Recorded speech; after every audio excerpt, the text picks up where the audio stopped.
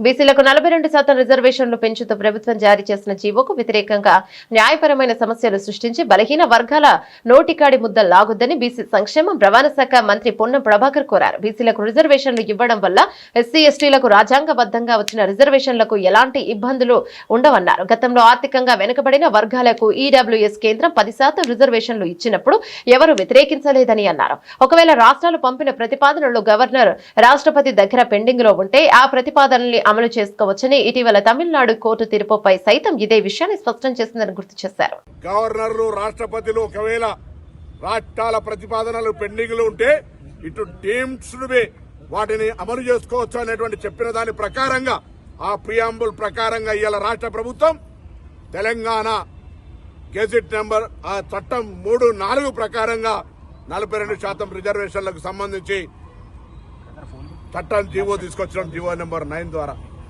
నేను కొంతమందిని కోరుతా ఉన్నా, మేము ఎవరిని ఈడబ్ల్యూఎస్ 10% ఇచ్చినారు ఎవరు వ్యతిరేకించలే, అందరికీ న్యాయం జరగాలని కోరుకుంటా ఉన్నాం. ఇందులో రాజ్యాంగబద్దంగా ఉన్నటువంటి ఎస్సీల రిజర్వేషన్లకు ఎక్కడ ఇబ్బంది జరగదు, రాజ్యాంగబద్దంగా ఉన్న ఎస్టీలకు ఎక్కడ రిజర్వేషన్ ఇబ్బంది కలగదు, కేంద్ర ప్రభుత్వం ఇచ్చిన 10% ఈడబ్ల్యూఎస్ కూడా ఇబ్బంది జరగదు.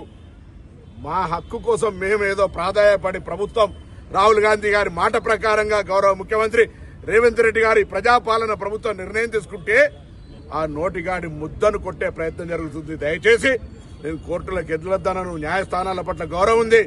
కానీ ఇప్పటికే తమిళనాడులో కూడా 69% రిజర్వేషన్ జరుగుతుంది. ఇది కొత్త కాదు, ఎవరి హక్కును గుంజుకుంటున్నది కాదు. కాబట్టి వారందరికీ మరొకసారి తెలంగాణ ప్రభుత్వం పక్షాన బలహీన వర్గాల బిడ్డగా, బలహీన వర్గాల మంత్రిగా, ప్రజాస్వామ్యంలో ఆనాడు తెలంగాణకు సకల జనులు ఎట్లా కొట్లాడుకున్నారో ఇవాళ ప్రభుత్వం ఇస్తున్న ఈ యొక్క 42% రిజర్వేషన్ కాపాడుకునే బాధ్యత తెలంగాణ సమాజం మీద ఉన్నది.